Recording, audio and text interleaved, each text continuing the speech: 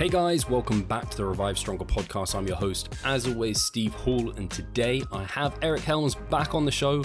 It's been way too long since we've spoken, so I catch up with Eric, talk about what he's been up to, what his next competitive endeavours are going to be, and then we talk about some of the new literature that's come out regarding different ranges of motion and maybe stretch-mediated hypertrophy, and what does that practically mean for trainees, and what might we want to take away from some of that research.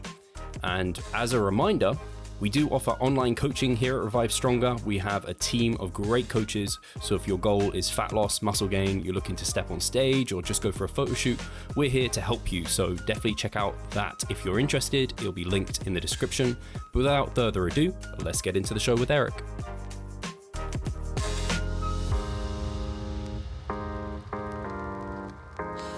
Hi guys, welcome to the Revive Stronger podcast. I'm your host, as always, Steve Hall, and today I have Eric Helms. Who is this guy? He's back on the podcast. If you've been listening to podcasts in general in the fitness space though, and this one for long enough and just been in the natural bodybuilding scene, you'll know who Eric Helms is. That was a terrible joke. It's just been a while since me and Eric have spoken one-on-one like this, and he's been on this podcast and too long, and I need to be better at make myself wear my blue light blockers like Eric said, and then put my red specs on. And it's been 2 years. I couldn't quite believe it when I look back. I was like, it was episode, I think 175, and we're reflecting upon your 2019 season, Eric. So that must feel like an age away for you, like when you competed back then. Well, let's just put it this way. It's long enough that I've forgotten the trauma of contest prep and I'm considering competing again. So it's been a while.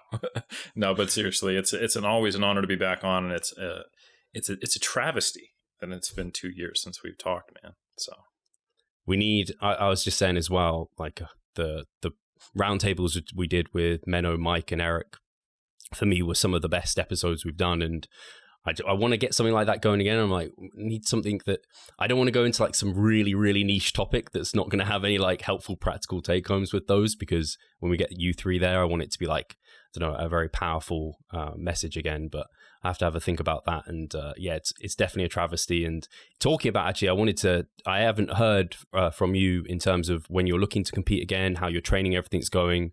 Haven't seen you sharing that as much on your story of late. You were doing that a lot with your powerlifting and kind of in your home gym, but how's that all going for you, Eric? Well, as you know, if you don't record your training session, it doesn't actually do anything to your body. So training's been going terribly because doesn't exist with no video. No, but in all seriousness, I don't know what it is. I kind of, I've just fallen off with doing my stories or regularly training. And I think sometimes when I record my training, it takes me out of my training a little bit. So it's probably a good sign when you see me not recording it at all, because it means I'm very focused on it. Or incredibly depressed, and you won't know which because I'm not sharing. But lately, the good news is that I have been very focused on training. I am planning on competing in 2023. I know I look like I'm 24, but I'm actually turning 40 in 2023. So I thought that'd be a really cool milestone to compete on my 40th birthday. But it also just worked out. You know, it'll be 4 years since my last competitive season, and I think that might be enough to make some significant progress. My training at the moment has really shifted away from a lot of the strength goals that I was pursuing after my last contest prep through 2020 and 2021. And I've been very focused on bodybuilding as of late, with most recently since August 1st, actually, I started fresh that month on a specialization program where all 5 days that I train, I start with 4 sets on a shoulder exercise, a back exercise, and then a calf exercise, just to see if those muscles actually grow, the last one. But for the first 2, I'm actually just really trying to, I guess you could say, cater to my structure. As someone who has a small rib cage and kind of narrow clavicles, I'll never be able to change that. But if I have, wider lats and more medial delts, I can try to, hide that a little bit and try to kind of bring up my overall symmetry, I guess, and proportionality. And then, I've got really long tibia, so it's trying to maybe make my calves grow slightly closer to my heels so that there's just not that kind of like 5-minute space like the beginning of Star Wars where you're trying to look up until you finally see a muscle on my body. But I'm working on it, so it's fun. Maybe we can a partition for wearing long socks on stage or something, or that always seems to help. I'm like, that helps the illusion, the long socks. 100% it does, bro. When I wear socks that stop at the end of my calves, like, oh, that guy's got some pretty good calves. Like, what have you been doing lately? And I'm like, wardrobe change and nothing else. So this is why I didn't think it would work so well. The fact that you've been kind of specializing on not so much the calves, that wasn't, but I said to Eric I wanted to talk about lats and medial delts, because they're two areas that I particularly had been focusing on, more so my quads than my lats as such. But that's because for me, I'm kind of similar in terms of I have a wide waist and not very wide shoulders. So kind of bringing up the medial delts to help that symmetry is just like so important. So it's interesting to know that that's what you're doing. And also, I had this discussion just yesterday with Pascal talking about when you're advanced and you're near your genetic ceiling, kind of it makes sense potentially to compete more often, but also you have that kind of double-edged, I don't know if that's the right way to say it, double-edged sword of it takes more time to actually make changes. So it's like you want to wait to come back to stage. So 4 years, you'd hope that's enough time to make substantial changes. And I know you have, let the listeners know what your goals, because I know you didn't quite get to your competitive goals last time. Yeah, the good news is I have a healthy layer of intrinsic goals, which we actually have research, if you ever wanted to look into goal-setting behavior change and athlete satisfaction, that your intrinsic motivation is actually by far the most important thing that predicts success and behavior and actually longevity in sport. So I've got a lot of intrinsic motivation of just to be better and to maximize my own personal potential. But that's not at the expense of not having extrinsic goals. And I absolutely want to get my WNBF pro card. And that is something that I tried to take I did take some shots at it in 2019, and I did pretty well. I placed second or first in all the shows I did. Unfortunately, the shows where I placed first didn't have sufficient competitors to get a pro card, and in the shows where I placed second, they did, but I just wasn't good enough. So that has actually kind of been something that stopped me from continuing to compete in 2019 and going all the way to Worlds, is the judges' feedback I was getting and just looking at who was beating me. It wasn't like I needed to be more conditioned. I thought I did a pretty good job with conditioning and peaking and presentation, but just needing to be, bigger and more bodybuilder looking like. I had one of the judges actually, when I was training the morning after my show in April that I did in Hawaii, which was a lot of fun. She was, in the hotel gym as well. And she was like, oh, hey, I really liked, I said, thanks for judging. And she gave me some props. And she said, to be honest, I think you would already be pro and be very competitive if you were in the men's physique division.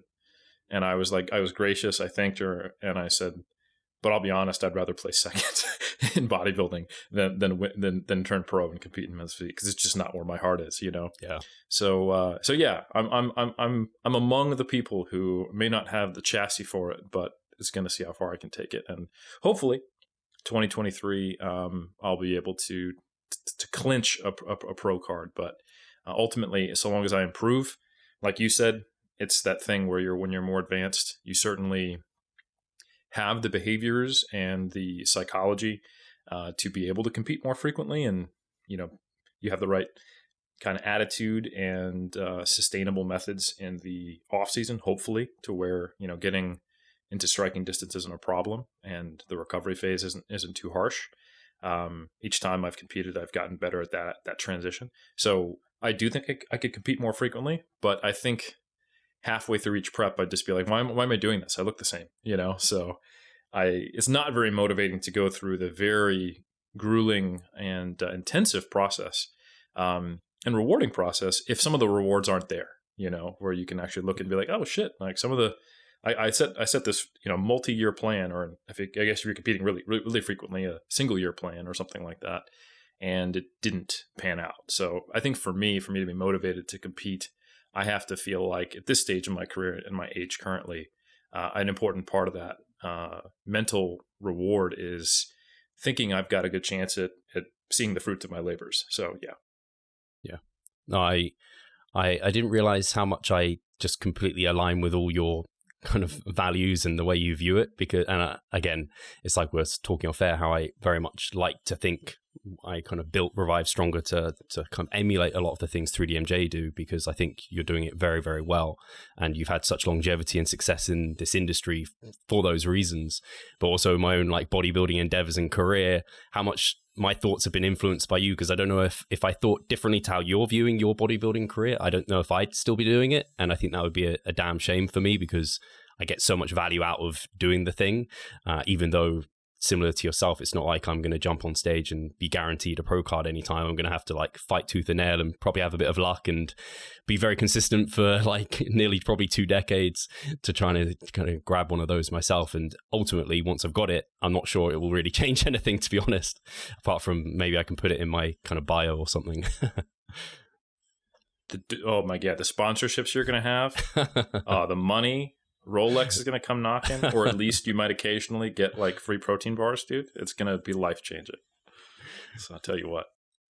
And it's nice also for someone of your level of success in the industry, but not necessarily having like the wild competitive success. Not that you're a bad competitor by any means. Similar to like I'm not a bad competitor. I might look at myself like I'm not all that, and you probably are the same with yourself. But like you're a very good competitor, but not like you don't have to be this like I don't know freak and what have you. You're in here educating people to be better, and actually I imagine part of you being not that elite has having those freak genetics has helped you be even better at doing that too. Yeah, it's an interesting thing I've reflected on in like how do people get fulfillment from being involved in a community? And it's very rare that people who stick around and really get a lot out of a sport at any level, like sometimes you see champions burn out and leave, they don't have any other way of feeling fulfillment in the sport. So when people are coaches, maybe they're judges or referees as well, they're content providers, they're trainers, and they're athletes, you find that they can weather the storm much better when one of those things isn't going well. Like an injury is not as big of a deal because when you think about self-determination theory, right? Like, yeah, that's probably going to suck for like your autonomy. You know, you're not going to be able to feel like you have the choice to compete, but you're still going to have that relatedness component, and you're still going to be able to express, competence and through your knowledge, through helping others, you'll be able to get that similar kind of passionate fulfillment of seeing your athletes compete or your colleagues compete, and I think you'll stay nice and connected to the sport. And that's something that I've definitely benefited from. And I think when your success rides on just being an athlete in any sport, it puts a lot of additional pressure on you that I think is harder to navigate, and, I don't know if it's hard to say. I don't have another version of myself, but I think there are some benefits to not being that good. Let's put it that way. Yeah. I think it's easier to know when something works too, because I don't have, I didn't have a robust, response after like my intermediate phase or anything like that. And I also don't get kind of lulled into complacency with doing something that works despite it not being that, that effective in the grand scheme of what it could be for me. Absolutely. And actually on this, this is going to be the main topic of the podcast was, and it kind of probably relates to your training in that I wonder if any of the recent research that's come out, because there's been a ton of papers, like I was just doing research and digging through them all, because I see them coming through on like Mass, and you guys are reviewing them, and they get posted out like by Brad Schoenfeld and different individuals, and everyone's talking about these studies, lots of them relating to potentially kind of different stretching protocols, so like interset stretching, or like I was going to joke about the calves, just like strap yourself into a device for an hour a day for 6 weeks. Maybe you're doing it. He's doing it on the side, aren't you, Eric? So are you actually? You joke, bro, but I tried. So okay, that paper that came out, I think it was by a German group, if I recall correctly. It was by Warnicki. I'm probably not pronouncing that right. Warnicki, yeah. 2022. And for the listener who doesn't know what the hell we're talking about, it was this cool study where they used like this orthotic device to put the calf into, plantar flexion for like, an hour a day. I can't quite remember off the top of my head. I have the study pulled up if you ask me about it, so we're good. But anyway, they used an orthotic device to keep them stretched for a good portion of time, and there was some pretty impressive growth in the calves. So the first thing I did when I saw the study, which was me peer reviewing, Greg writing about it in Mass, was I found the corresponding author. Just it goes to show that I'm a bro more than a scientist, no matter how far I take academia. And I was like, hey, just wondering, how did you source that orthotic device? Do you have any contacts? Would be great to hear from you. Just interested in potentially using it. And I never heard back. They probably were like, I don't speak English. So that's what I suspect, is that maybe the corresponding author maybe wasn't an English speaker. But yeah, if you're out there, Warneke, I'm still waiting on your response. Please don't keep the calf gains all to yourself. That's all. Oh, dear. So yeah, I think it was 6 weeks, 1 hour a day, and they saw 15%, or some people saw 15% increase in their calf, and I'm just like, I don't know, I haven't seen 15% increase in my calf for like the last number of years.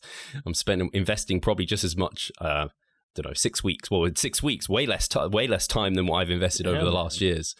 So I just don't know if there wasn't like a resistance training control, so Sure. But I was still excited about it just because it's a mechanism that I haven't done it. I would feel like there's some novelty and untapped gains there.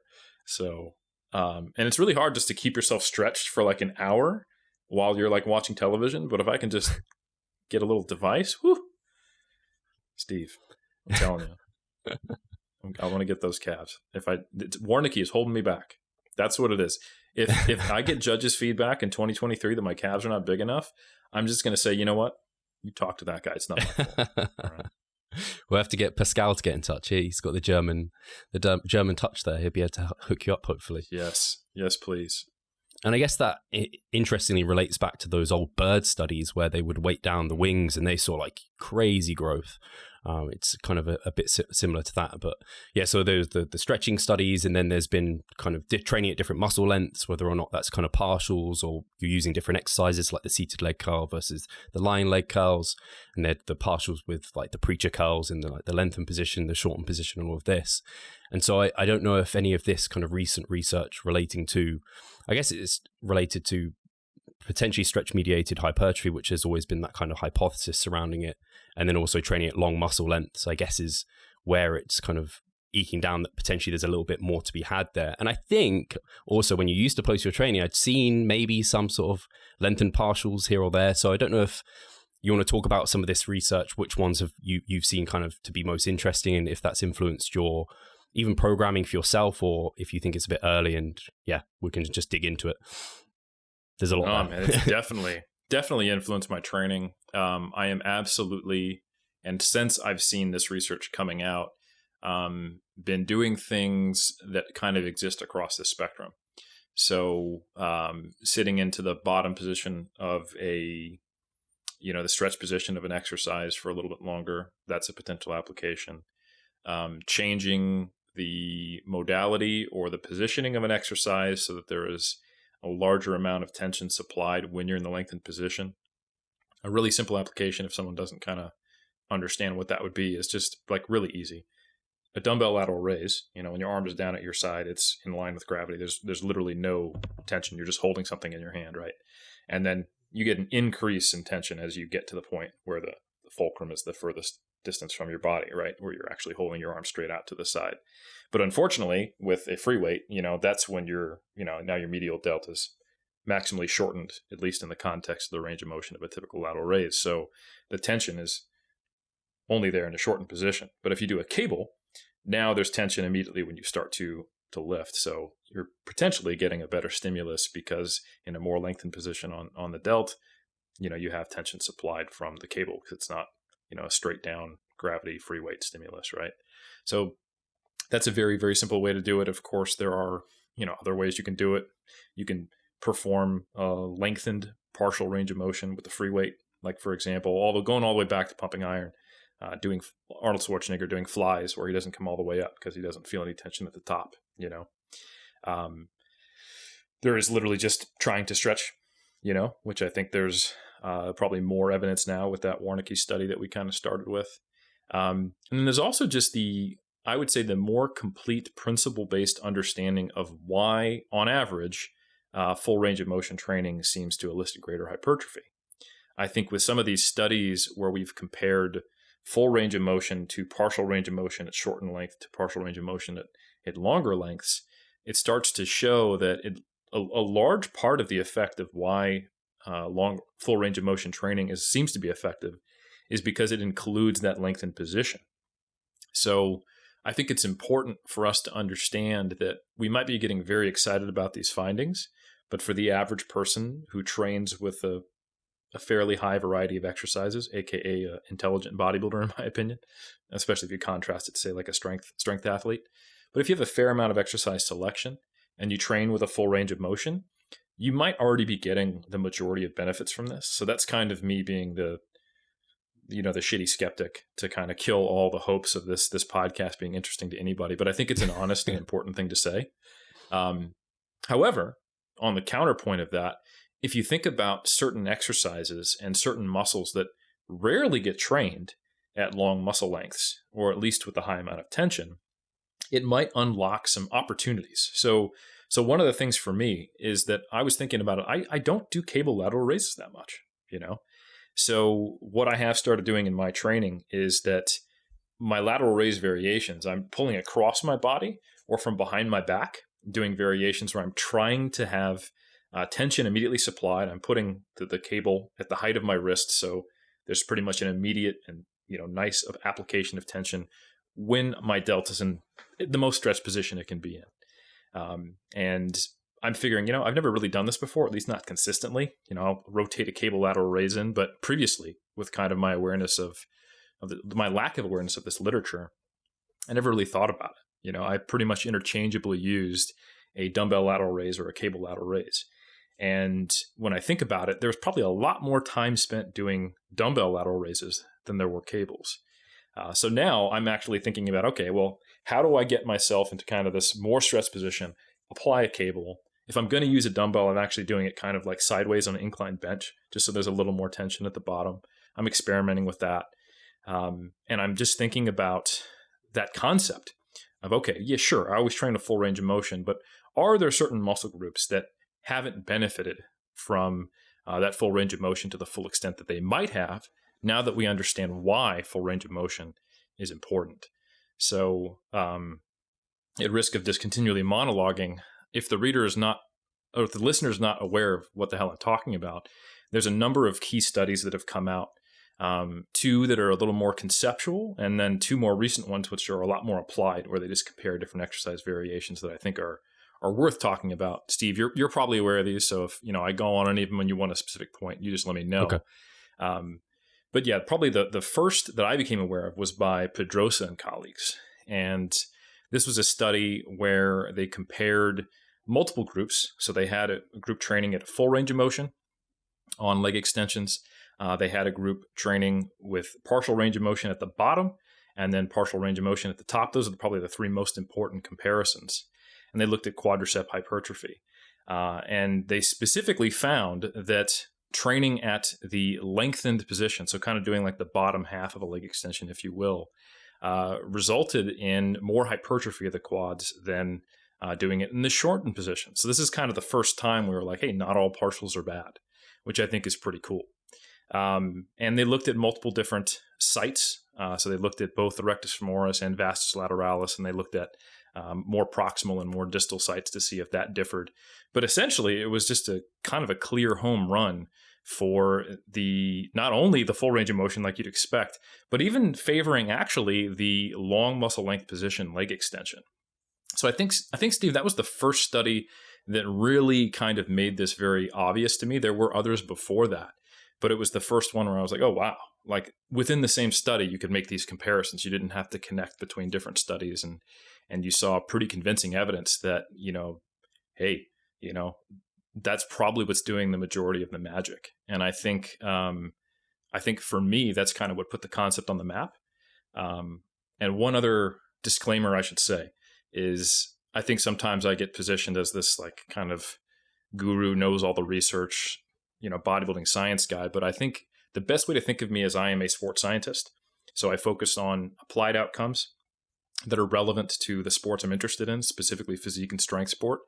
So I have a relatively broad, but not incredibly deep focus. So like, for example, I'm not a biomechanist. I'm not Andrew Vygotsky, right?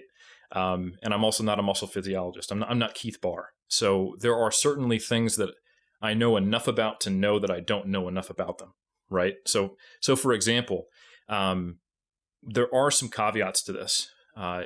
You can put a muscle into too stretched of a position to where you actually negatively impact the cross-bridging of myosin and actin. This is something that's a foundational concept in exercise science. And the point where that occurs is different per muscle. So some muscles, you can't effectively put them in that position and you don't have to worry about it.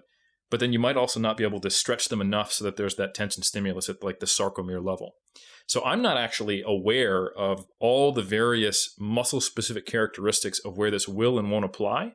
I am aware that we have that Pedrosa study looking at the quadriceps.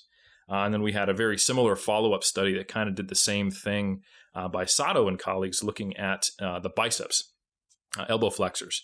And they found essentially the same thing, except they didn't find a benefit greater than full range of motion in the partial lengthened position, but they found the partial lengthened position, partials, and the full range were similar. So it's been consistently found that in both upper body and lower body muscle groups, at least the biceps and the quads, directly measuring this specific model of a study design, that, hey, it's probably that lengthened position that is doing most of the benefit from full range of motion training. But those are just two, I would say, like if you really want to get a concept of this, if you check out the Sato and Pedrosa studies in 2021 that came out just last year, those are pretty convincing evidence, I would say, that's like a key component to what's going on when you train at full range of motion. I think really well explained. And actually, those studies are really nicely comparative also and I guess you may have thought about this as well, Eric, in terms of with the preacher curl and with the leg extension, neither of them are training the quad or the bicep at like the longest muscle length of that muscle. So it's like, well, if they did this in like an incline, like dumbbell curl, or like I think it's the Bayesian curl, or from behind the cable kind of curl where you're getting a more lengthened bicep position, or would a sissy squat be even better because that's getting crazy, like lengthened position on the quad? Nothing else can really achieve that. I don't know if that's something actually, I think I'm pretty sure Brad is working on a study on sissy squats versus leg extensions. I just don't know when that's coming.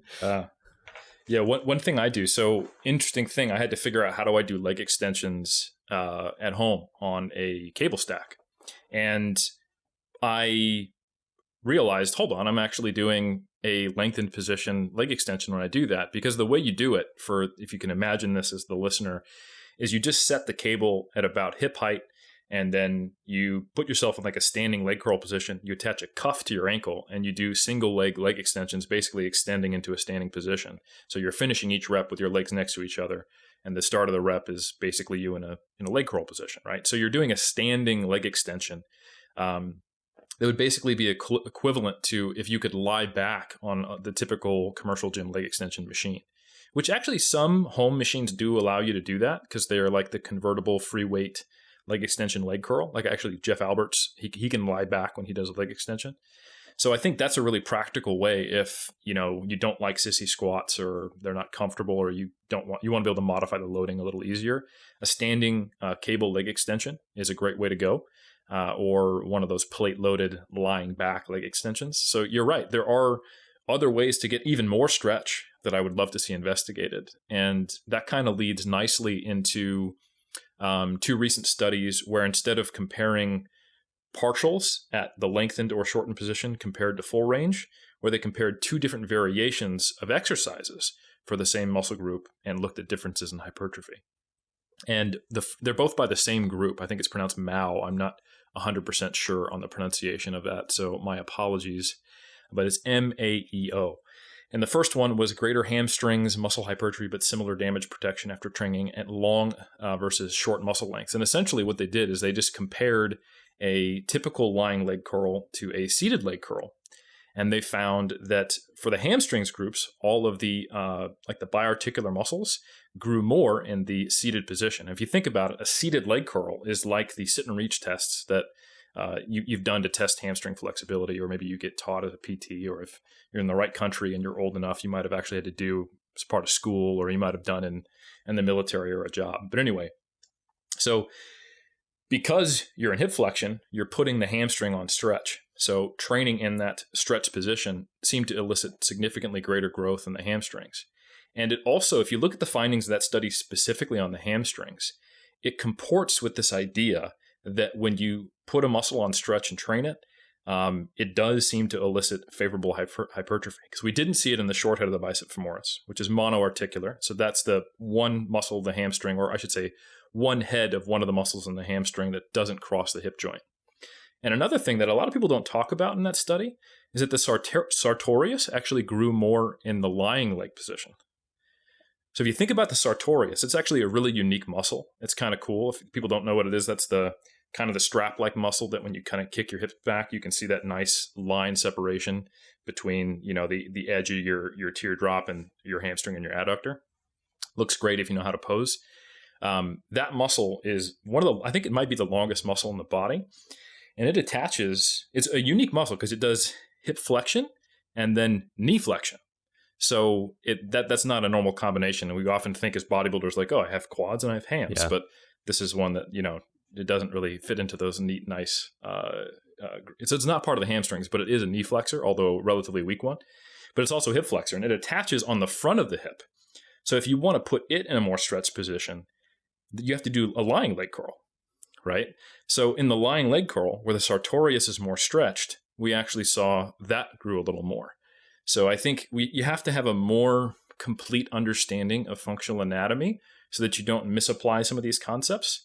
Like you could be someone who goes, I'm never doing a lying leg curl again. Leg curls are for hamstrings. I want them to be bigger. Only going to do seated. And then you go like, my sartorius wasn't popping as much, last season. That sounds like a minor concern. Like, we don't typically have like a gracilis and sartorius day, but you do see it. And I think it does have a measurable impact on how good your legs look.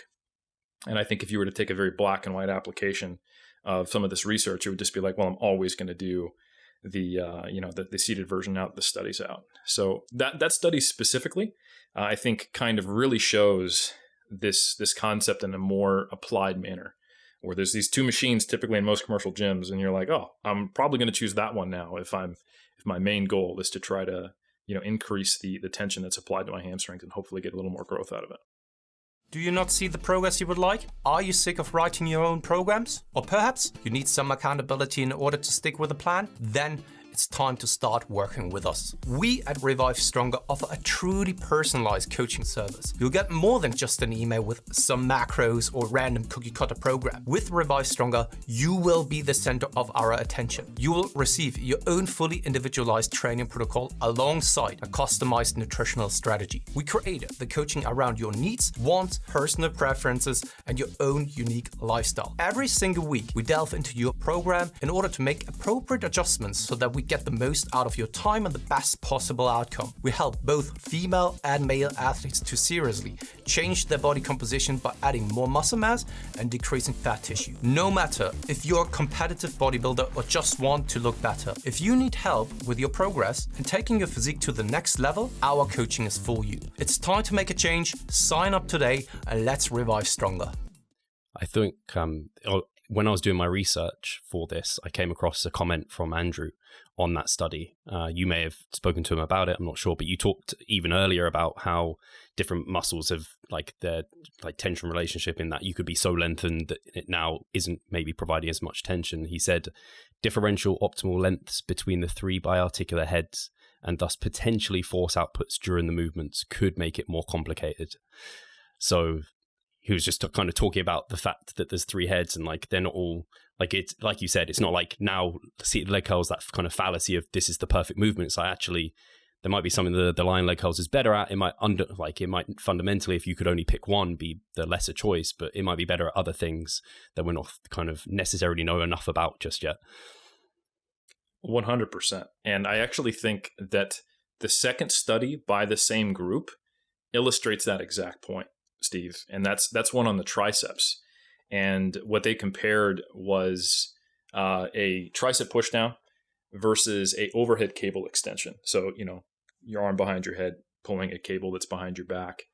And what you'd expect, for those who aren't aware, the long head of the triceps is also a shoulder extensor. It crosses the shoulder joint as well as the elbow. So it's a biarticular muscle. So when you're in shoulder flexion, considering it's an extensor, it's in a stretch position, right? So you'd expect to have similar outcomes in all heads of the triceps, except the long head of the triceps based upon the hamstring study that we saw, right? It made a lot of sense. Sartorius grew more in the lying leg curl, no difference in the short head, and better growth in all the biarticular hamstring muscles. Okay, so nice, clean, beautiful, evidence-based makes sense. We can make an infographic. We don't have to think too hard. It's great, right? Nice, clean story. But then this triceps study comes out, and people get just their jimmies in a bunch about it. And I've seen takes on this study from we have to throw it out because it doesn't make sense. Like how much arrogance does it have to be to when you see a study and it doesn't do what you think, that you throw out the data instead of maybe consider that there's certain aspects of your hypothesis that there's things we don't know in science, right? Anyway, that's a minor side point. But yeah, interestingly enough, all the triceps heads grew better in the overhead tricep extension in this more recent study by Mao. And that's thrown people for a loop. I will note that the largest group, the largest gains that we saw in this study were in the long head. You saw a lower p-value, higher percentage change, and a higher effect size. But there were still pretty robust changes, very low p-value. I think it was like 0.002 in the two other heads of the tricep. And importantly, this was in a within subject design. So it's really well controlled. They were, you're not going to have different nutrition or sleep schedule for your two arms, right? So I think we kind of have to really entertain the possibility that this actually happened and ask ourselves why, rather than go, it doesn't make sense, we're just going to throw out that study. And big credit to Greg Nuckols for this, because this is in his research briefs that are coming out in the next issue of Mass. So these aren't my thoughts, but he went through not only what did the authors suggest as a possible explanation for that, but also some of his thoughts. And probably the most probable explanations that seem to make the most sense is that one, you're possibly putting yourself into a position where you're a little more occluded for all three heads of the triceps. So there's a hypoxic effect that could be enhancing hypertrophy. It's not that you're actually more occluded. It's that you're going against gravity to get blood into your arm. So it might be slightly more hypoxic if you just think about the blood pressure you need to actually get blood up into your arm while training. And another possibility, and this is kind of Greg's pet theory that he thinks is probably not likely but possible, is that because all three heads of the tricep, they share the distal tendon attachment, it's possible that by stretching one of them, the long head, there's some medial displacement of the other heads a bit, and they're actually medially getting some additional stretch, and you're actually seeing a slightly higher tension, even though you're not directly stretching them because they have that shared tendon. I think if you ask Greg, he'd say this is a possible reach, but ultimately, like I said, we observed these pretty statistically solid differences in a within subject design study that even if they don't make sense when we kind of look at it through this functional anatomy lens, which I think there's a philosophical point to make here, that we still have to, value this empirical data. So the philosophical point is that there is more going on than we know. And anytime we take too reductionist of a standpoint when it comes to physiology, biomechanics, or any of the extremely complex dynamic systems that go on in the body, and we go, right, now we understand, training at long muscle lengths. Like you said, Andrew's comment, I can't touch it. Like Vygotsky knows his shit way more than I know enough to know that I shouldn't touch it. that there are depths to biomechanics that I can't get to. Right.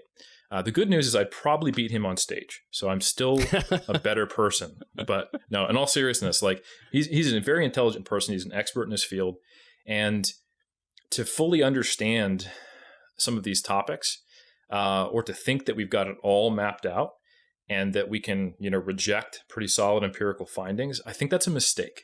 I think definitely we should wait for replication, of course. I think we should, think about what could be going on, but ultimately, this is a relatively new area of research. We don't understand all the moving parts, no pun intended. And we need to just kind of be patient until we have a more complete understanding of these, of all the things that are going in here. But I wouldn't say that prevents us from trying to apply some of these very translational studies. In research, I'll get hung up on somebody taking an MPS study or an EMG study and trying to apply it. But when you're actually we're comparing two different protocols and we looked at hypertrophy, yeah, give it a shot. We don't have to understand exactly why it worked, but you can certainly, give it a go. That's the whole purpose of some of these applied studies. Yeah, I think that's really well said. And actually, it brings me back to one of the podcasts I did with Brett Contreras, where he kind of had all his, I can't remember exactly what it was, but it was like a bunch of different points of how you assess whether an exercise is going to be good. And it isn't just like biomechanics, isn't just EMG, it isn't just like one cherry pick study and ignore the rest or what have you. Or even just like the bro in the gym where he's getting a good pump. It's kind of like you need to like take all of the, an evidence-based approach essentially, where you aren't cherry picking, you're looking at everything as a whole. And I think that's very well said. And yeah, to ignore data, well, it's basically ignoring data because it doesn't fit with your bias and it's a little bit more confusing. And these things, and I feel, and I appreciate your kind of humility there in terms of saying how you know what you don't know. This is something I've again discussed with Pascal a lot in terms of having that kind of imposter syndrome with some of these things where I'm like, man, there's so much there. I'm not even confident enough. Like some people are putting out messages, and this is kind of, I guess, a different topic, but on social media that are just so strongly saying and suggesting certain things that are absolutes. And this is like, why are you even doing this exercise? Like the bro bodybuilders were wrong all these years. It's like, well, the bros have been proven right so many times, also wrong at times, but like the pump was one of them where like people are just like, the pump is nothing. It's like, well, it might be something there. There's at least some studies suggesting there might be something there, or various other things. Like there's going to be a paper coming out on tilapia thinning the skin at some point. I know it. But you know what I mean. Absolutely. 100%. And I think people struggle to understand the limits and the pros and the cons of anecdotes. People tend to be either really too quick to embrace them or dismiss them, rather than kind of going like, okay, so what can an anecdote tell me?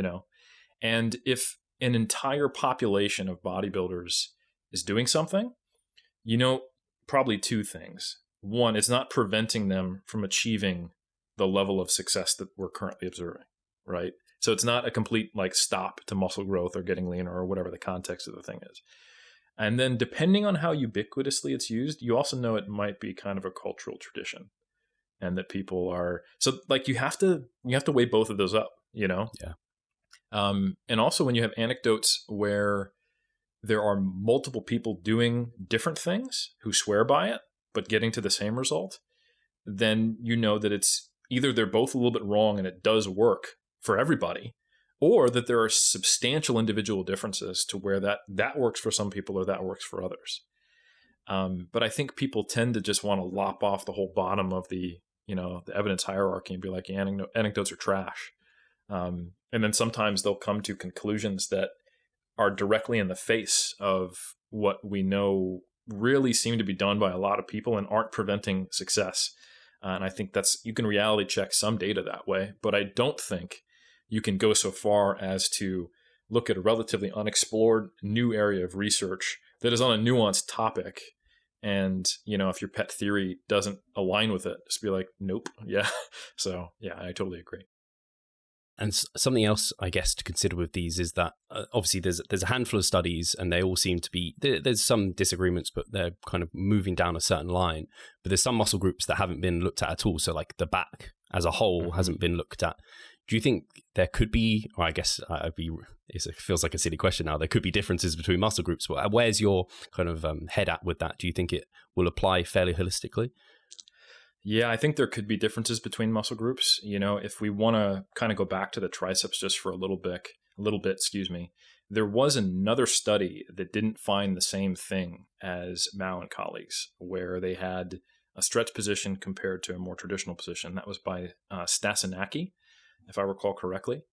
And the degrees of how much elbow flexion there was, the starting position of the triceps in the Stasinaki paper was greater. And one of the possible reasons why we didn't see a better outcome in the triceps, especially the long head specifically in the Stasinaki study, but we did in Mao, is that perhaps the tricep was too stretched, and if you look at the actual protocol in Mao, is they only came down to about a 90-degree angle, so like a right angle in their arm in the stretch position for the triceps. So if you were to come maybe all the way down, maybe that's too stretched of a position while also being in shoulder flexion for the long head of the triceps to get a benefit. And I just simply don't know the equivalent of what is too stretched when we start to leverage this for various muscle groups. And some of the more complex muscle groups, I mean, we're talking about, the quadriceps, the triceps, the biceps, and the hamstrings. Some of those are reasonably complex. They have a mixture of, monoarticular and biarticular muscle groups. They've got, different heads. They've got shared attachment sites in some places and not others. But yeah, if we talk about a muscle like the latissimus dorsi, man, it's attaching all along your back. You could possibly have benefits in certain regions of it and not others. And I think there's probably little downside to giving it a go and trying to figure out a position where you're in, a relatively stretched position with your lat and trying that. I'm currently doing that, kind of the same principles I was applying to like that crossbody lateral raise. I'm trying to figure out, where am I in a stretched position for the lat. And actually, shout out to Kasim. He had a little video, I think he titled it on a reel, like explaining Cass bullshit. And he just showed some basic ways, like, okay, well, if your lat is stretched, then it will limit your trunk rotation or trunk lateral flexion. So, figure out a position where you're a little more stretched by testing your range of motion while, making sure your hips staying relatively stable. And you might be able to find a good starting position to create, a cable pull down or a cable high row type of deal. And I think that's great. That's a very good example of not needing to open PubMed for getting all the answers, but opening PubMed, understanding the principles of a study, and then taking some, basic applied principles of anatomy and going, okay, how can I translate this to another muscle group? And I think there's nothing wrong with that. To be clear, I think worst case scenario, you might get, like a similar outcome, like in that I'm sure I'm pronouncing it wrong, but Stasinaki triceps study. It wasn't like it grew less because it was overstretched. If you're still putting forth a similar effort in training, similar number of sets, I doubt. And it's not like you're in that stretch position the whole time. You're getting out of it eventually, and then you're getting more actin, myosin cross bridges. So I think there's a relatively low chance of experimenting with this and hurting your gains, right? But I would really like to get more biomechanists into this conversation who have a specific understanding of some of the underlying physiology of, okay, which muscles can effectively be stretched and which muscles do we have to worry about overstretching? And then at the mechanistic level, what is actually doing this? What level, quote unquote, in terms of muscle architecture is the stretch actually applying the tension we care about? How active does it need to be? How passive can it be? It's kind of, we started with kind of the potential mechanism of all of this is that possibly it is just passive tension from stretching, like weighted wings on birds, or the orthotic device that Warneke is still depriving me of so that I had bad calves in 2023. If that stretch-mediated hypertrophy is a similar mechanism to what's going on in these studies using, a full range of motion, or at least part of the story, then it may not be as big of a deal that we're getting to that position where there's, less cross-bridging. But I don't know. And I think we need to understand more about muscle-specific effects and the underlying mechanism. But I'm not discouraging researchers from doing more just head-to-head comparisons of exercises, because at the very least, these studies have probably changed the usage that these seated leg curls that most people just feel are uncomfortable and don't like, and I'd rather just lie down and do it. I'm sure gym owners are wondering, like, why these guys with glasses who lift weights, because that's all of us evidence-based lifters, right, have all of a sudden just left that lying leg curl and all now just doing seated leg curls, right? Or why there's this revival of overhead tricep extensions. Yeah. So I think that's changing practice probably for the better, and there's nothing wrong with that. But I think we also need some of that deeper mechanistic work. Yeah. And actually, on a related note, they did actually, you probably saw the 1D et al. 2021 loaded interset stretching. They stretched the pec on the cable machine. So I guess, and they saw better growth through kind of having that 30-second interset stretch on the cable machine. So there's possibly something there for the pecs as well. So Dante Trudell is happy. Yeah, yeah. This is the dog crap, the footsie 7. Like there was all the stretching going on there. So yeah, again, the bros, seemingly there's something there that they might have had. And I guess actually it leads on to a conversation with like muscle damage, because like I was, as an example of, I've been doing the pull around that Kasim kind of advised for the lats, but I also tried one. It's kind of holding a cable stack and then using my torso to stretch the rear delt basically as much as possible. So I was like in a horrible stretch and then coming across my body. And then my rear delts were just like, I never got them that sore before. They were like sore for days and blown up. But it's like, you have to be careful when incorporating some of these stretch positions, I guess, and how much is too much. Is there kind of a sweet spot where you kind of want to mix some lengthened and less lengthened positions into your program so you're not kind of overdoing volume, or you're getting a better mix whilst you're still managing to train? I don't know if you have any thoughts surrounding that. I do have thoughts on that. And yeah, I think the basic take home, and we have multiple studies showing this through various means, is that when you have a high degree of tension at a long muscle length, we see an increase in muscle damage.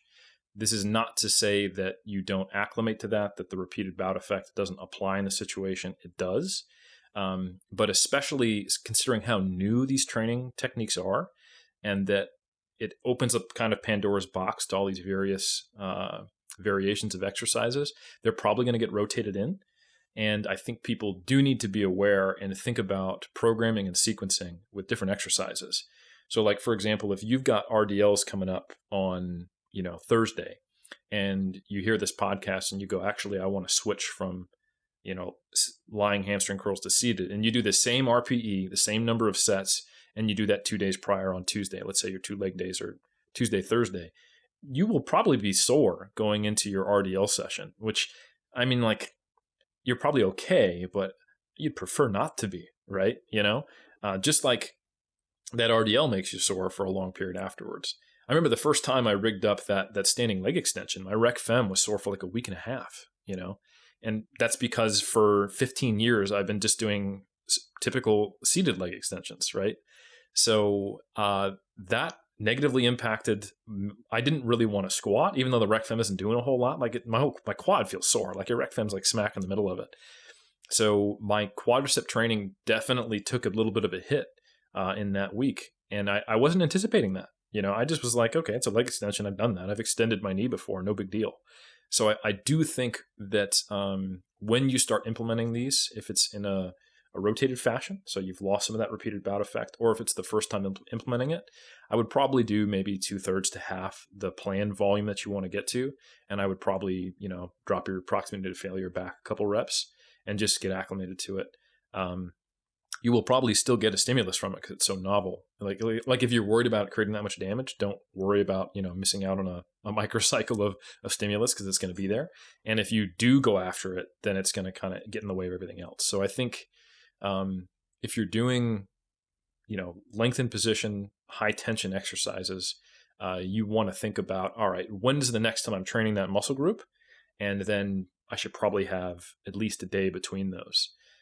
But I have been surprised at how well I've acclimated to it. Like I basically alternate for my shoulders and my lats, being in a stretched or non-stretched position exercise. But I'm not like avoiding the stretch position. I wouldn't say I'm doing like shortened partials. I'm just not doing a purposely stretched position. So like, for example, I have like a cross body lateral raise, and then I might have like a single arm shoulder press the next day, and like I'm not coming all the way down to here or anything like that. And then for the lat, I might do, like, for example, an upward reaching, like kind of high row lat pull down, single arm kind of hybrid. And then the next time I train my lat, it'll be like a cable row, so it's nothing that's, I'm not like avoiding a stretch position. And I don't think, so that's part of your question. That's kind of how I think about the sequencing. You also have to think about how that interacts with proximity to failure and volume. So, right, basically you're just trying to take a look, you set up your days, you choose some exercises that you want to play with. Don't go crazy with this buffet because it'll be too much to manage at once. Like choose a couple exercises that you want to implement. So you want to start doing, a standing cable leg extension, and you want to do a cross body lateral raise. 1 delt exercise, 1 leg extension. Figure out, look at your schedule. All right, where do I need the most recovery on my quads and my delts? Like, okay, let's say you're a power builder, you've got a big bench day, not like the medial delts are a major player there, but you probably want relatively fresh delts going into, a bench press, right? Same kind of thing if you've got squats. So that would be my basic advice in terms of days and sequencing. And as far as other aspects, I think it just comes down to, did I cut out for you? I lost you for like 2 minutes. I 2 got minutes, you, goodness. Or maybe not even 2 minutes. I got you at Power Builder. Say you're a power builder. Sweet. I still recorded it, so I'm just going to keep going. But just so you know what I said, I was saying that, if you're a power builder and you're implementing like lengthened position delt work, move it away from bench. And if you're doing, lengthened position like quad work, move it away from squats. But anyway, so those are the kind of the main considerations from a sequencing perspective. And then also when you introduce these exercises, just give yourself that chance to build up the RBE. That repeated bout effect, relatively low volume, relatively low RPE, and then you can just take a week or two to acclimate to it. I think those are the key things. Another part of your question, Steve, was, is there potential benefit of training in the shortened position? And I would say right now, there's no evidence to suggest it's better. There's only evidence to suggest it's worse. There are differential effects from a regional hypertrophy perspective. So when they measure proximal versus distal hypertrophy, so basically close to the attachment versus further away from it, or rather I should say the origin. So you typically see more proximal muscle growth or closer to the origin when you're doing these shortened partials, right? However, like you go, oh, cool, then I want all my muscle groups to grow. I should do that. But that is also seen in the lengthened position. So like that's where the muscle growth does occur, but it's a similar amount to if you did a full range of motion or the lengthened position partial, and you're not getting that distal growth that you see in the full range of motion or lengthened partial position. So if you really needed to, like if you were thinking about, oh man, I have a lot of damage, or, there's individual differences in damage responses. Some people, they do RDLs twice in their life and they're never sore from RDLs again. Like I'm someone who's probably on like a standard deviation or 2 down from how much soreness do I experience. I think that's probably partially genetic and partially that I have done just a lot of relatively high frequency training. And I know other people that kind of, no matter, they do a lot of high frequency training. They train a similar style. They got years under their belt, but they still get noticeably sore even if they've got, 3 or 4 times a week frequency for a muscle group when they do certain exercises. Like every time they do RDLs, they can feel it for 2 days. If that's you, then it might be worth considering, like if you're trying to get your volume to a certain place, throwing in some shortened partials in that period where you're still recovering. It probably won't meaningfully add to that damage, and it will be, albeit less optimal on a per set basis as far as stimulus. It's useful volume that's doing something that won't eat into your recovery demands. So I could see some scenarios and some programming situations where you want to have some stimulus, but perhaps, not that much damage from it. Or maybe you actually don't want distal growth in a given muscle group and you only want to see proximal growth. I can't think of many situations where that would be the case. And I don't think you should be trying to achieve that degree of fidelity of regional hypertrophy. I think that's largely a fool's game. But I think you could make an evidence-based argument as to like, look, I really like how my teardrop is, but I really want the top portion of my quads to be, bigger. So I'm just going to do partial. I mean, I don't know. I'm pulling at straws here, but that's potentially, a viable application. Losing weight fast while maintaining muscle mass.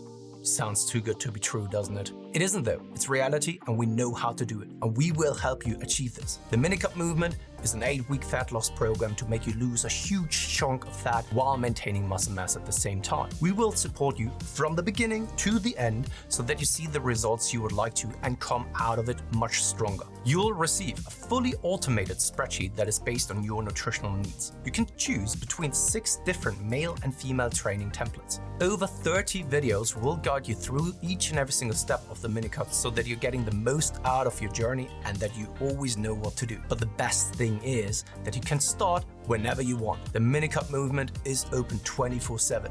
So if you want to learn more or you're ready to sign up, hit the link in the description below. So let's revive stronger together. No, it makes a lot of sense, and yeah, it's fun.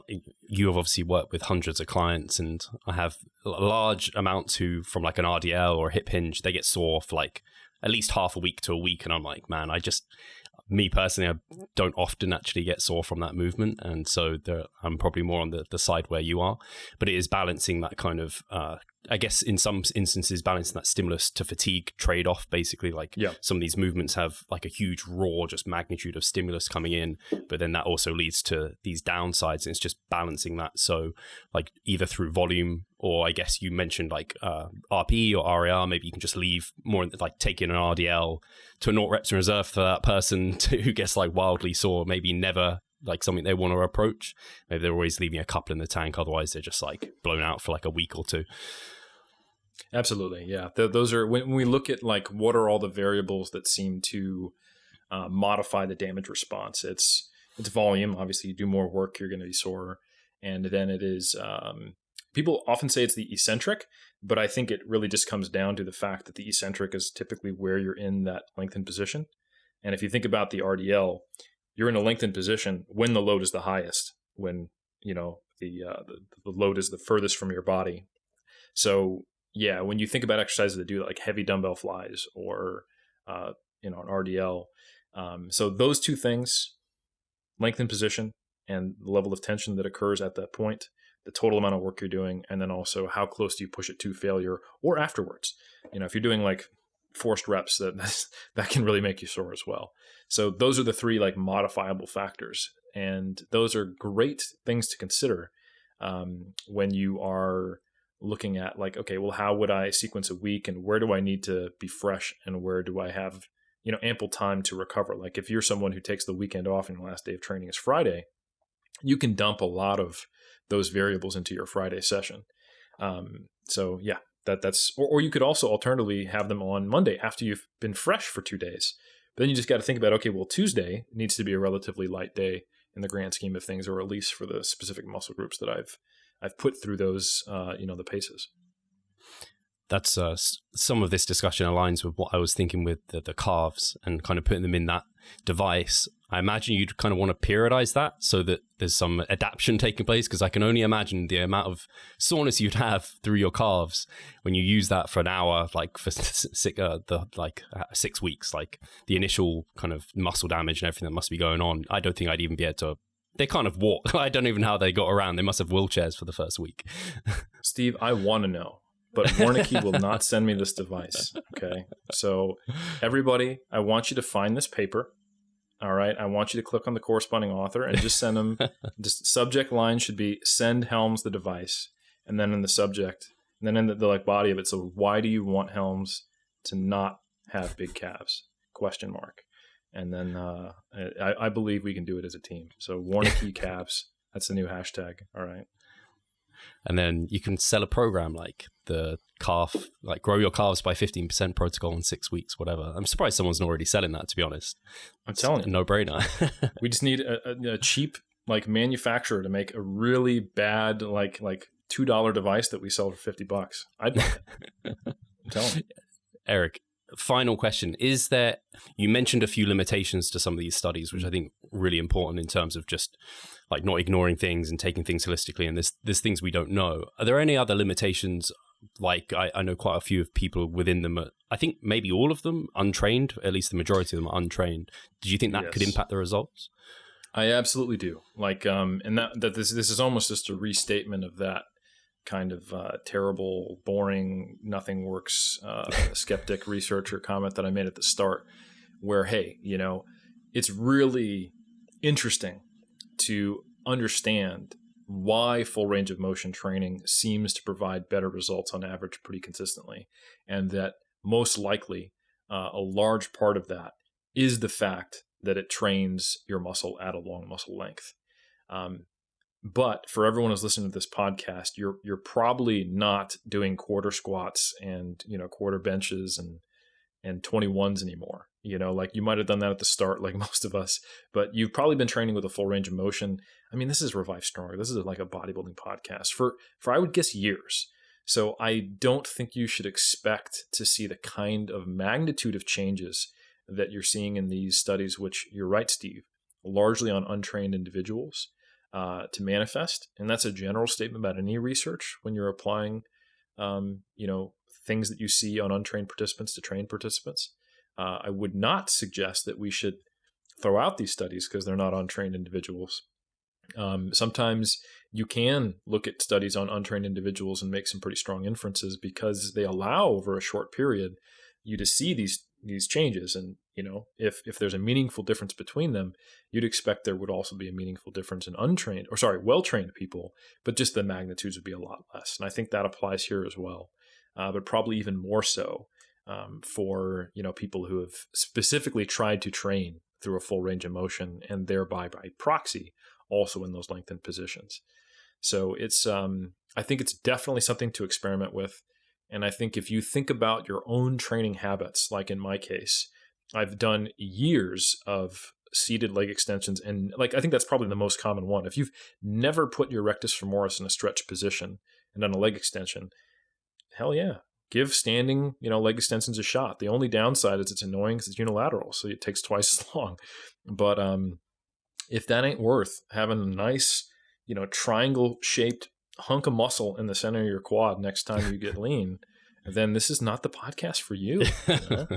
So yeah, give that a shot. I think some of the other things we suggested, like if you've done habitually dumbbell lateral raises, try cables for a while and just see if you notice after 6 months or something like that any kind of noticeable changes. I think for some exercises you're just not going to see huge benefit. Like I think most people, if you do barbell squats or hack squats or leg press and you go relatively deep, there's probably not a lot left on the table for like your vasti muscle groups, but I think for some of these other muscle groups where we have never really put them in these types of positions, just because of the traditional equipment variation or preferences we have, I think that's definitely worth experimenting. If I can bug you for if you still got time, something else has popped into time in the world for you. So, one question was with the leg extension standing. Do you think a sissy squat would provide a similar sort of stimulus if someone didn't have like the attachment to need to put for the standing leg extension? Okay, absolutely. Cool. I think some people just struggle with the coordination and then figuring out how to load it. I remember during lockdown, I was actually doing like BFR sissy squats. Some people actually find that the loading is too much for their knees, and big shout out to the late great John Meadows. If you've ever seen his version where you actually have like the rings or like the TRX attachment that you typically see at gyms, you're holding that and you're at a much more shallow incline, so your body's almost parallel to the ground, and then you're just kind of rocking back and forth, getting into a deep position onto your toes and then pushing away on the floor. I think for some people, the sissy squat can be a little too aggressive for the first time, and that's a great way to do it. And then you can just kind of alter that incline over time just by changing the height of those, and then get on to full blown, holding a dumbbell on your chest kind of sissy squat style. Yeah. Is that the reverse Nordic where you're almost lying on the ground, like similar sort of that one idea? That one's basically like even harder because the reverse Nordic, like you're basically bending back over your body. The one I was describing, I've never tried it. Yeah, so your feet are on the ground. If anyone wants to, just Google John Meadows sissy squat on YouTube. You can find it. But it's a lot easier because you're not vertical. You're basically in the same position you would be if you were going to do a TRX row, but with your feet on the ground, so your knees are bent, and then you kind of rock forward and then you rock back, so that like only a small portion of your body weight is actually are you pushing away. So that would be where I'd start. But if sissy squats are way too easy, absolutely, you can do a reverse Nordic if you want, but you need to have knee flexibility and comfortability. I've done those, and you kind of have to put like a pad underneath your knees, and then you basically lie all the way back until your butt's touching your heels, and then knee extend yourself back into a kneeling position. It puts a lot of stress on your knees. You can feel it, but I still think it's safe. You just have to be prepared for it and have the strength and the flexibility and the comfort. Similar with the machine sissy squats. I bought one of those during lockdown, and they put a lot of strain on your knees after a while. The stretch is crazy, and but it's similar. You have to be careful with the dose. I guess with all of this, that's kind of a big take home is like don't go crazy with the dose initially because the stretch ranges are, and I guess that's why a lot of people generally would stop a bit earlier because they don't want to get into that kind of injurious position. It's like being careful with that. One thing, no, that's actually a really good point. sorry. I just want to I want to back you up on that, Steve, is do be careful with this, folks. Like, we have end range of motions on joints for a reason.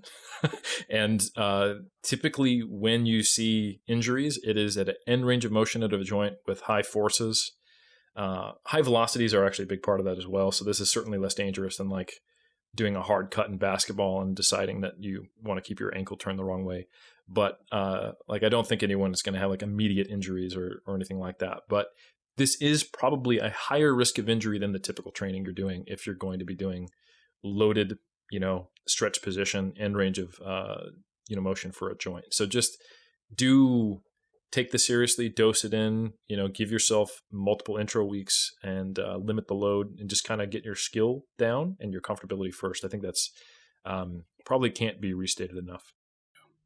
And have you tried any of the Strive or Prime machines where you can select where it's hardest? Like you can make the starting position or the ending position more challenging. Have you tried any of that kit? And do you think that stuff is, I don't know, kind of ahead of its time maybe for this sort of thing where you can actually prioritize, especially on like back movements? I think about it like a row machine, being able to prioritize where you're strongest and making it hardest there versus kind of somewhere else. Do you think that has potentially more application, or at least this could lead that way?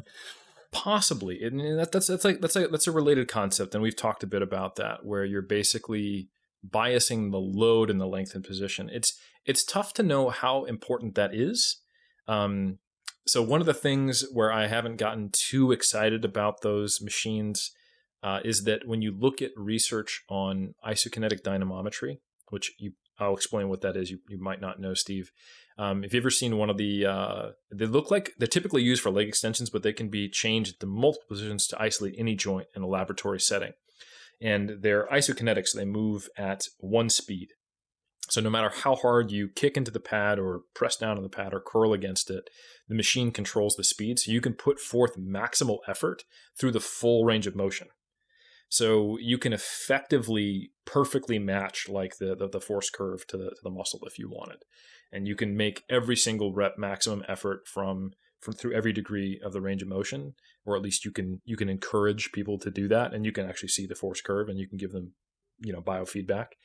And you don't see like big differences in terms of the magnitude of hypertrophy observed when they do training studies with those versus traditional training that I'm aware of. So maybe it's just too much, maybe that's just far too much, and it would be good just to maybe bias the lengthened position and leave the rest of it alone.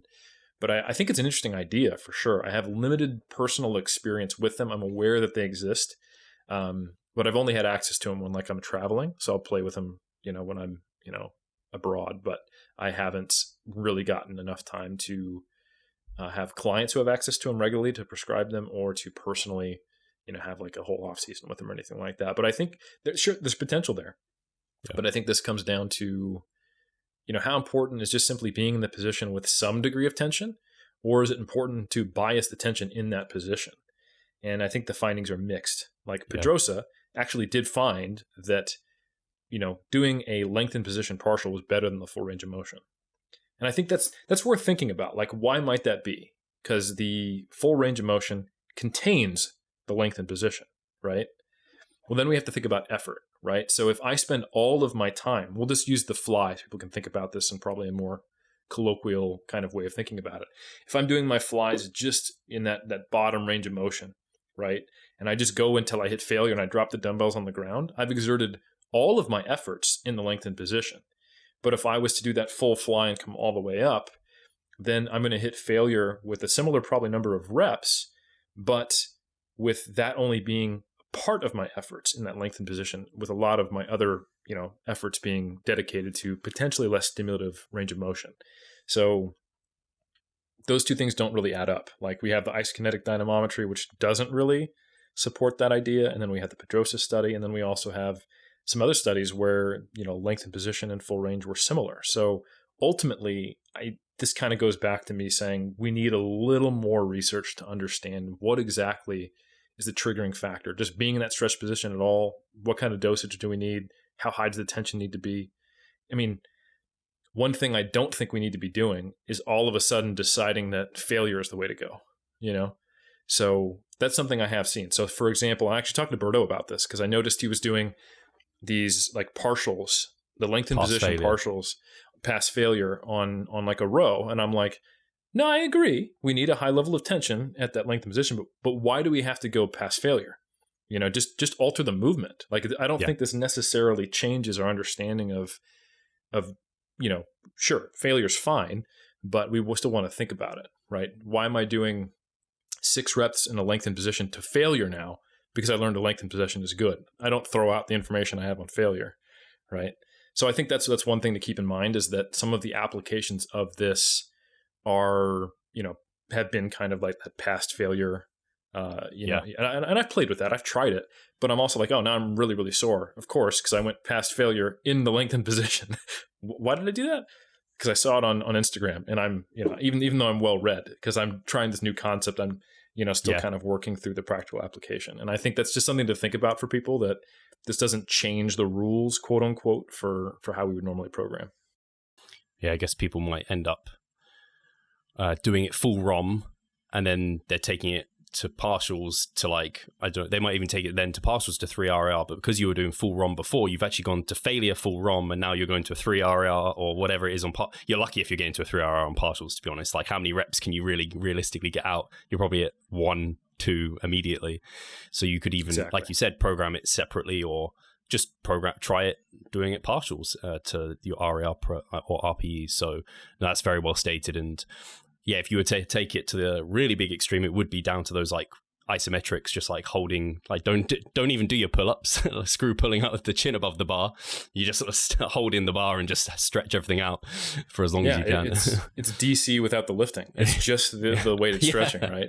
And the surprising thing was that when I first thought about that exact point right there, like if we really went down the slippery slope on like a set of skis full bore, and then jumped off the edge, we would just be doing lengthened position isometrics, right? Maximum effort, and just, how long do we go? I don't know, until I can't move, right?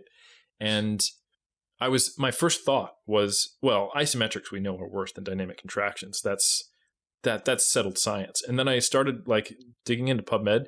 There's actually very little research comparing isometrics to other types of contractions. I found like an animal study, and then some systematic reviews that basically said we don't really have this data. And I was like, well, shit. It's one of those things that is evidence-based-y. These things that we say are true that we actually really don't have a lot of hard science on. So I think people should just be aware that there's still a lot to do in this area. Yeah, I think that's well said, because I remember, it wasn't even that long ago I did a post on it, and I must have got it from somewhere, evidence-based, where I was like, I had some sort of reference for why dynamic contractions were best, and I don't even, like you said, it's not even, so I heard, I think it was Milo Wolf, if you've heard of Milo, who yes. I think he's a coach for Stronger by Science now, and he's doing I'm going to get him on talking about range of motion for hypertrophy, because he's doing his PhD in that. PhD on it, yeah, he'd be great to talk to. He's got a research grant, I think, to investigate kind of isometrics versus concentrics, dynamic contractions, eccentrics, everything. So yeah, I'm very excited for it. I think it's for the people who have been doing this like decade plus, and we're looking for every little avenue, and we're excited for any little bit of gain. It's very interesting, but I think it's good of you a couple of times had that kind of skeptic scientist in terms of like, have you seen amazing results with what you're doing? You don't suddenly need to change your entire program. Maybe just implement a few things and be very careful about it. I think that's very well stated. So thank you so much for your time, Eric. It's been a fantastic chat. No worries. And I will say one final thing about isometrics, even though you're trying to get me off and you're like, listen, I'm going to start my day. It's early morning here. Eric, you should go to sleep. But in the 60s, right around the time that steroids were taking off, there was a huge push for isometrics around the same time, and it was kind of confounded, and there was a sales pitch, try isometrics, and everyone was training with isometrics for bodybuilding for a while. And I will point out that it didn't seem to catch on. So you could argue maybe it was confounded by the fact that, the gains people were getting were actually from anabolics, but I think that was probably just the people marketing it. I think a lot of the people trying it were not. Anabolics were not that widespread at all at that time. So I would guess the vast majority of people who got marketed, these bodybuilders who were newly trying anabolics while also doing isometrics and making great gains, they were trying that as natural athletes. And it just kind of petered out, and isometrics never really took hold. And that's one of those situations where I think an anecdote can be useful, to where if you had widespread adoption of something and it didn't seem to work, like it just really didn't last at all, it may not be like the thing. It could be good, don't get me wrong, but I just don't think it's a complete game changer. It's kind of like how we've had this keto revival, but anyone who's been around since the 90s, like the Atkins diet was huge, and we still had the obesity epidemic. So it's certainly a viable diet if someone wants to do it, but it didn't change the landscape of nutrition when it came out before, and neither did isometrics in the 60s. So take that for what it's worth. Yeah. No, I think that's well stated. That's very interesting. I wasn't aware of that either. So, yeah, like I was saying, Eric, and you should have your blue light blockers on. You're not going to have any good night's sleep now, but we'll have to do this again. I'm definitely going to get you back on, even if that means I have to have a later night. I'm definitely down for it because, yeah, on reflection, I kind of feel ridiculous that it's been this long since we've chatted because I just really enjoy digging into that brain of yours, and I know the audience are going to really enjoy this. So thank you so much for taking the time, and we'll do this much sooner than 2 years, more like 4 months, something like that. That would be amazing. So thank you so much, Eric, for taking the time. And guys, also thank Eric. True pleasure to be on. Thank you, Steve. I appreciate it. And is there anything you guys want to let the listeners know about in terms of anything going on? I know you've got the lifting library and everything you've got over at 3DMJ. Is there anything particularly going on for you guys that you want to make the listeners aware of? And maths, obviously, we kind of referred to maths a few times, and I'd highly recommend it if they want to dig into these studies. Like, you guys do a fantastic job of doing that. Yeah, if you're interested in us, we actually have followed this line of research quite well in mass. Almost every single study every single study that I think we talked about today, we have discussed in mass.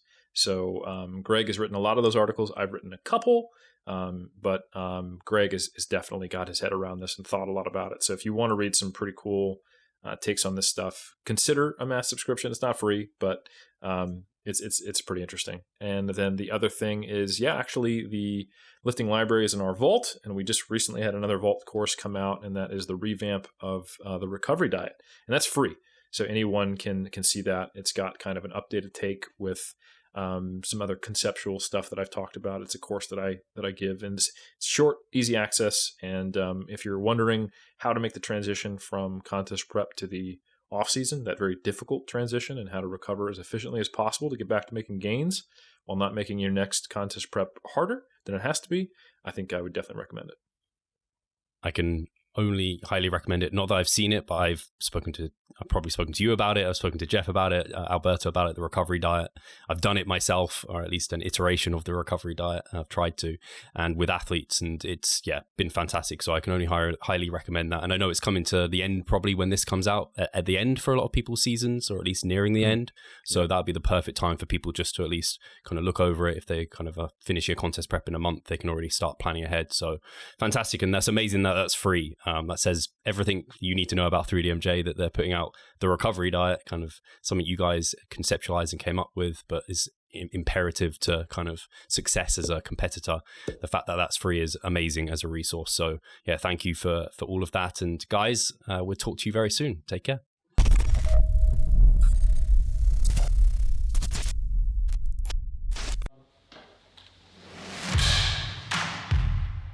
So I'm Steve Hall, founder of Revive Stronger and a coach of Revive Stronger. My name is Pascal Flor. I'm the co-owner of Revive Stronger and also a coach, of course. Revive Stronger has probably been going solidly for 3 years, roughly about 3 years. Revive Stronger, to me, it is becoming kind of my child, my foster child. It's the gathering and getting together of like-minded people. We've been expanding the coaching team, which is helping us help more people, but each coach can only help a certain number of people. Right now, it's all over the place. We have YouTube, we have Facebook, we have Instagram, but there isn't that community aspect behind that. And so the next step for us is developing a membership site. So basically, we want to create a family and a community that is then benefiting from another. A really cool community for people within our little niche is going to be a website. They will get early access to our podcast. You can access us, ask us questions. The community aspect, we have a forum there. You can ask questions, but also you can log your journey. There's also going to be courses on there. Courses, presentations on different topics. Discount of past seminar footage. We will log our journey as well. We'll start vlogging. We're going to have documentaries. Our entire athletic journey. Furthermore, they get access to an exercise video library. The exercises that we love for hypertrophy and maximizing hypertrophy, we're going to go through those in depth, telling you how to execute them. We kept them concise and also mobile friendly so that you can watch them in between your sets. I'm super excited to grow this community. The amount of value that we're going to be delivering is huge. And I'd love you to be part of it. You will get so much out of that. I'll see you inside.